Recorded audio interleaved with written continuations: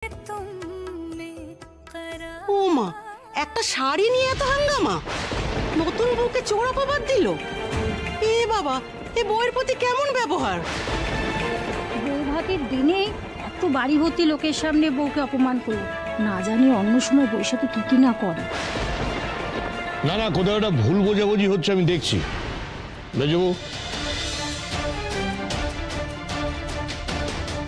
মেজবু, ভালো করে শোনো। এই বৌভাতের অনুষ্ঠানে যে ঘটনাটা ঘটলো সেটা ঘটা উচিত হয়নি। তুমি বুঝতে পারছো না, সেই ঘটনা ঘটেছে সেটা একদম ঠিক নয়।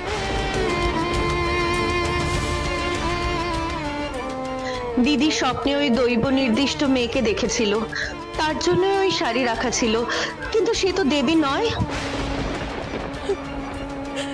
ঠিক হলো না, কাজটা একদম ঠিক হলো না। করো, চুপ করো তুমি। কেন এত কথা বলছো?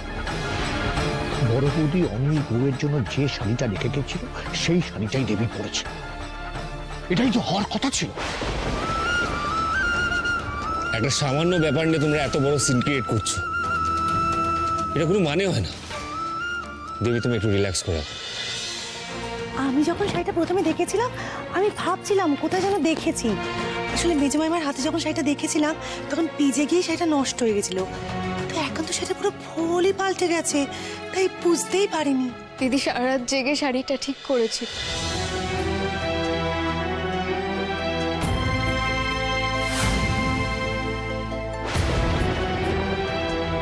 যেদিন তমসা দিদি আর ডাক্তারবাবুর আইবুড়ো ভাবছিল,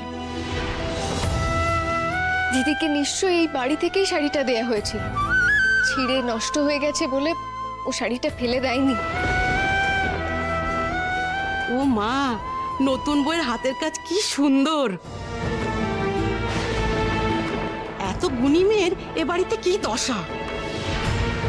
রাজাবাবুর অন্দরমহলের ব্যাপার নিয়ে আমাদের কথা বলা সাজে না, কিন্তু চোখের সামনে অন্যায় দেখে কি চুপ থাকা যায়?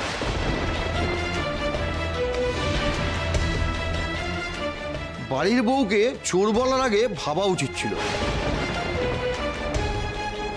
কে চোর? কি চুরি হয়েছে, কখন চুরি হয়েছে? 3Ws, হ্যাঁ? ঠিক সময়, মোক্ষম সময় অফিসার এসে হাজির হয়েছে। আপনি মোক্ষম সময় খবরগুলো পান করতে থেকে বলুন তো। তাই তো। যেখানেই চুরি সেখানেই পুলিশ। হ্যাঁ হ্যাঁ, অপরাধের যেখানেই গন্ধ পায় সেখানে পুলিশ অফিসার হওয়ার আগে হাজির হয়ে যায়। কানটা বিরাট লম্বা আমার, বুঝলেন?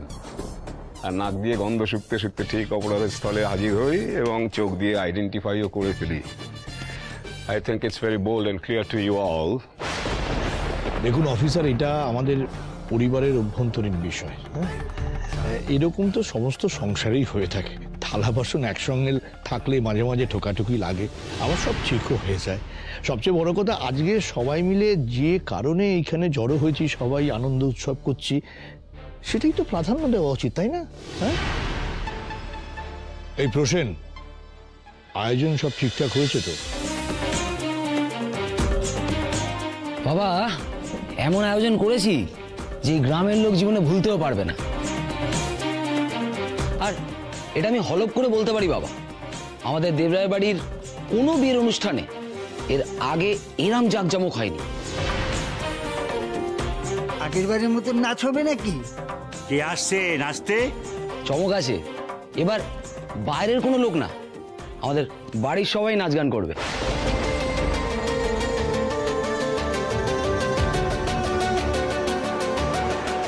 প্রসেন, বাইরের লোকের সামনে আমাদের বাড়ির মেয়ে বউরা নাচ গান করে না, এটা তুই ভালো করে জানিস। মেজবউ, আমি এই ছাড়টা দিয়েছি। অনেক বিয়ে উপলক্ষে বাড়ির সবাই, হ্যাঁ আমি বাড়ির সবাই নাচ গান করুক, আনন্দ করুক, উৎসব তো। এসব কি বলছো কি তুমি? হ্যাঁ, বাইরের লোকের সামনে আমাদের বাড়ির মেয়ে বউরা নাচ গান করবে, এরকম তো আগে কখনো হয়নি। কি বলছো তুমি? চুপ করো, একটাও কথা বলবে না। তোমার এই শাড়ি নিয়ে যে নাটক করেছো সেটা ঢাকতেই এই নাচ গানের বন্দোবস্ত করা হয়েছে, যাতে মনটা ঘুরে যায় সকলের। বুঝেছ? আর একটাও কথা বলবো, একবারে চুপ করে থাকো, চুপ।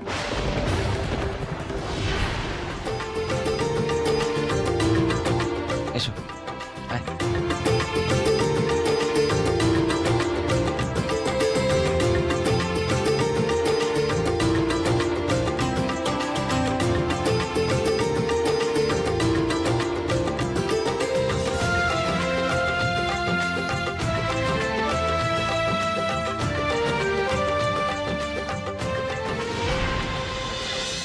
আগে যদি জানতাম এই শাড়িটা তমসা দিদির আশীর্বাদই ছিল, আমি কখনো নিতাম না।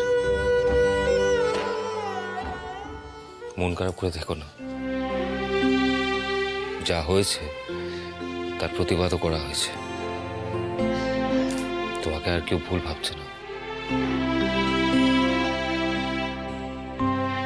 তবে এই শাড়িটাতে তুমি খুব ভালোভাবে কাজ করেছো। এটা যে মায়ের এত পুরনো শাড়ি,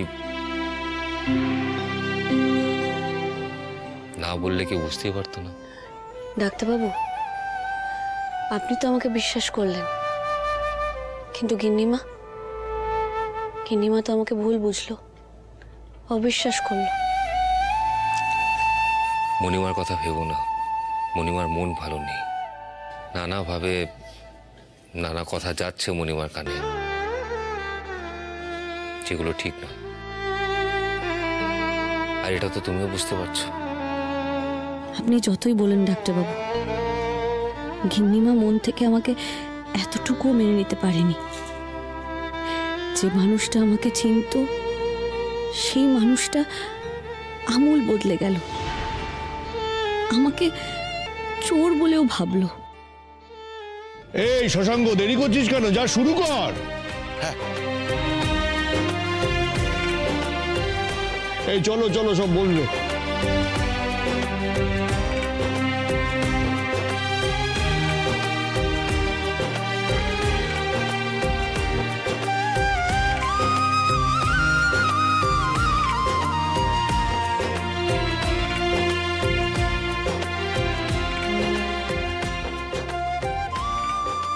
নমস্কার, সবাইকে স্বাগত আমাদের দেবরায় পরিবারের নতুন বৌমার বৌভাতের অনুষ্ঠানে।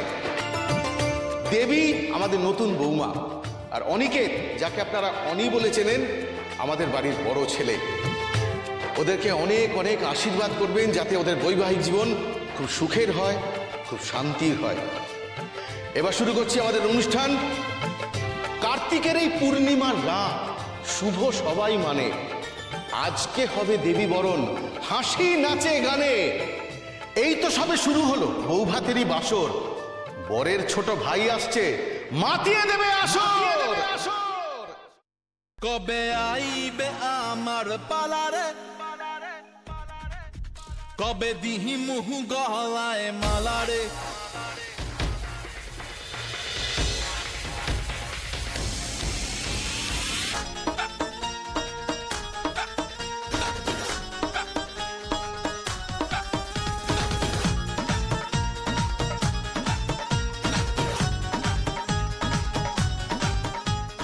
ওইলা জীবনে শুধরাবে না।